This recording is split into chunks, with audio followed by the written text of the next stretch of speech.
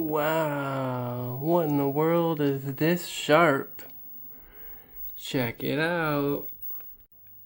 It's a Panasonic BT-H1350Y. These are absolutely incredible sets, and just the fact that I'm able to turn this contrast up all the way with this still staying in focus is a serious sign that this set must have low hours on it. But overall, these sets just look awesome. They've got a really nice professional video monitor look. This would have been used in like a professional or broadcasting scene. There's the model right there, just looks really nice. These support every input you can imagine.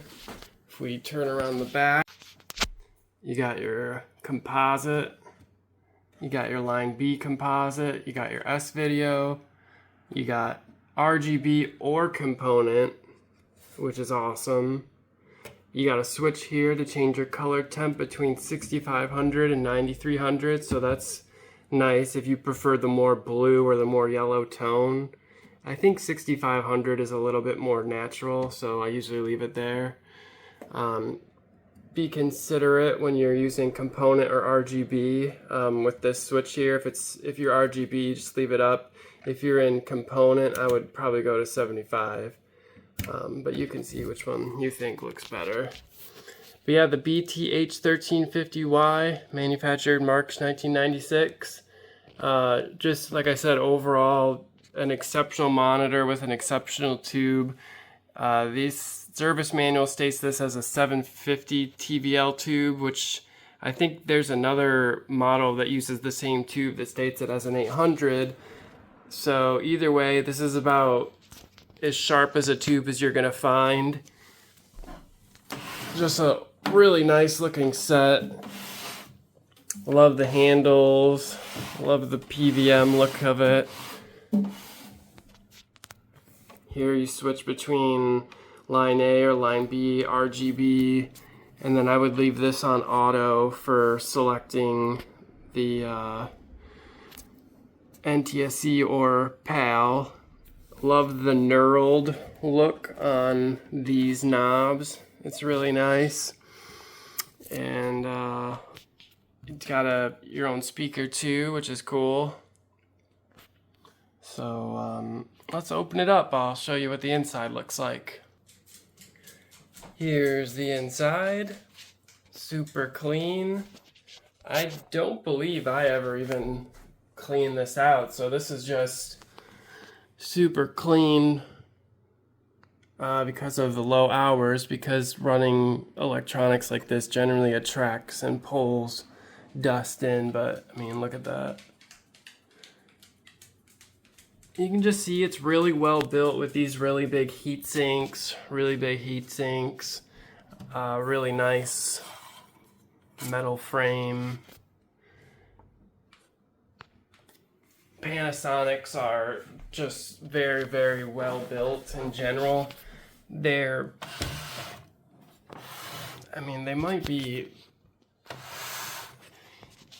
just really close to possibly being the best, or they could very well be the best CRTs. I know everyone loves Sony's, but these Panasonics are just something else.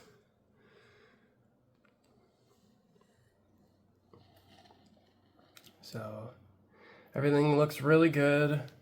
Everything's been visually inspected very carefully. I'm actually getting ready to sell this to somebody, so it's just also important to look everything over before you sell something like this. A great set. Let's see what it looks like on. Alright, so we're going to try all the inputs. We got the Wii hooked up, and this is composite.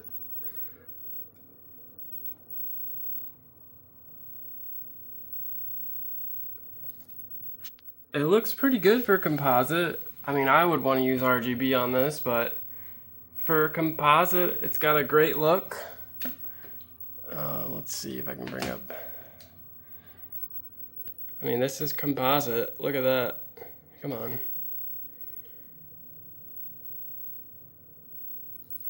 Pretty great.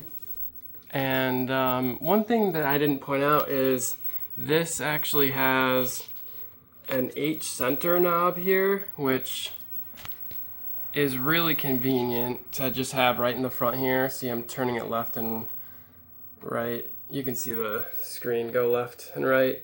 Just games and the nature of analog signals, sometimes things will be scooted left or right a little bit. So it's really helpful having that knob right here, just right in the front, to make those really fine adjustments. You got the blue color test for blue calibrating. You want to leave this sync on internal if you're going to be using composite. Here's clear the colors. Huh. That must be a... Look at this. This filter button here. This must be a comb filter because it makes it even sharper in composite. Here, check it out. I'll press it. So off. Well, it's really hard to tell in the video, but there, that's on, that's off, on, off. So the comb filter actually helps quite a bit in composite. I mean, look at that. That's composite. That's pretty awesome. Here's underscan. And I don't know exactly why people would use this in the past, but you got that too. Phase, chroma. All right, let's go from composite to S-video. Ready? Composite. Here's S-video. Overall, the picture looks amazing, really, for S-video. I mean, just in general, it looks super, super sharp. You can see how much more clear the words are here. Super sharp. Let's bring up the Sonic background again. Yeah, I mean, look at that. So that's S-video. Looks great. By the way, here's the scrolling. You can see how smooth and nice it is, no bubbling. Looks great. Alright, let's check out component. And here's component. You can see everything's razor sharp now. Try turning the contrast up a little bit. Yeah, I mean, this tube just looks super fresh. You can see how sharp the text is. I'm noticing a little bit of convergence. You see right here how like the red, green, and blue aren't lining up exactly. Here, I'll bring up another image.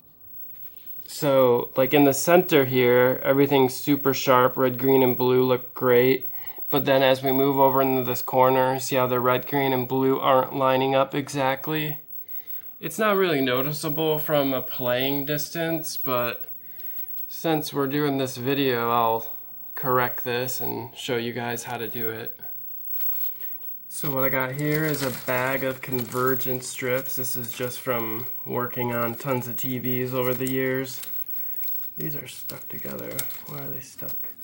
But anyway, the way these work is there's a piece of ferrous metal on one end, and when you stick that in the yoke, you can, so I'll show you. Let's turn this up. When you stick this in here, this is what you're doing. You're going like this, and you're sticking it behind the yoke, and as you do that, you'll be able to make changes on the screen. So here, let me stick this in here and see if we can get something to happen here. See how we just gotta figure this out. So I'm gonna set the phone down and try to correct this here just a minute. So check it out. That was with just this one strip placed right here. I was able to finagle. I was able to get it looking that excellent. So now, if you look at the corners, all the red, green, and blues are lining up.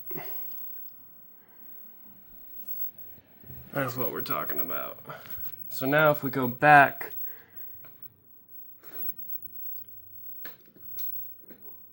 to this text, you remember before it looked bad, like the colors were separating? Look at that. Much better. Only took a couple minutes. So this is component. Looks excellent. Really should be no discernible difference between this and RGB, except for maybe the colors not looking quite right if you haven't got it adjusted correctly in component. But let's turn RGB on and show off what this really can do. And here we are in RGB.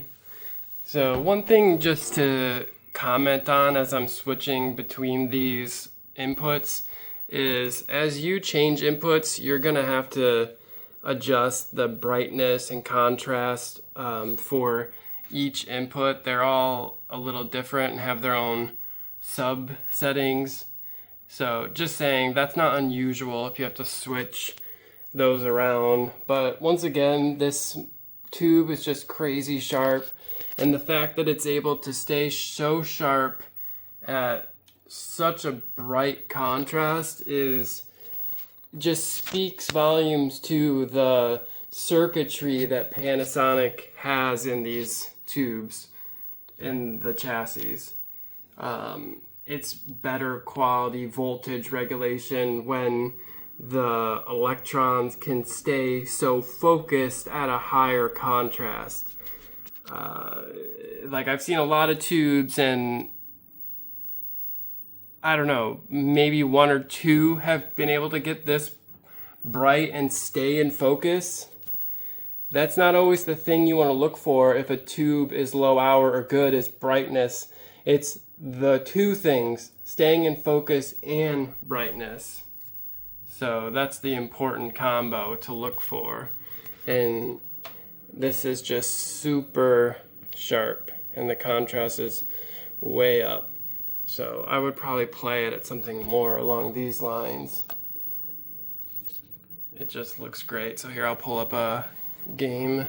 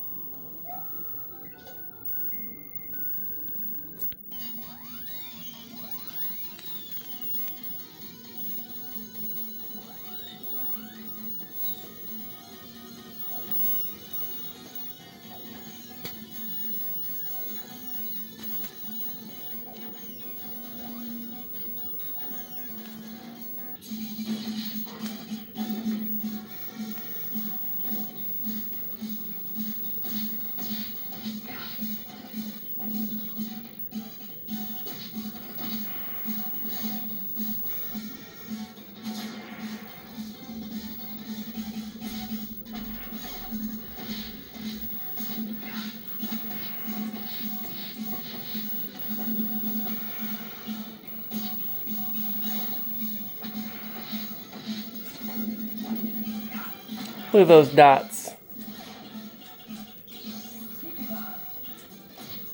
Pretty cool. Well, thanks for watching this video on this Panasonic. Once again, if you have the opportunity to get one of these, I would say definitely get it. It is made extremely well, made to last. They're just really one of the best monitors out there. So thanks for watching the video, and check out rgbmods.com. Alright, bye-bye.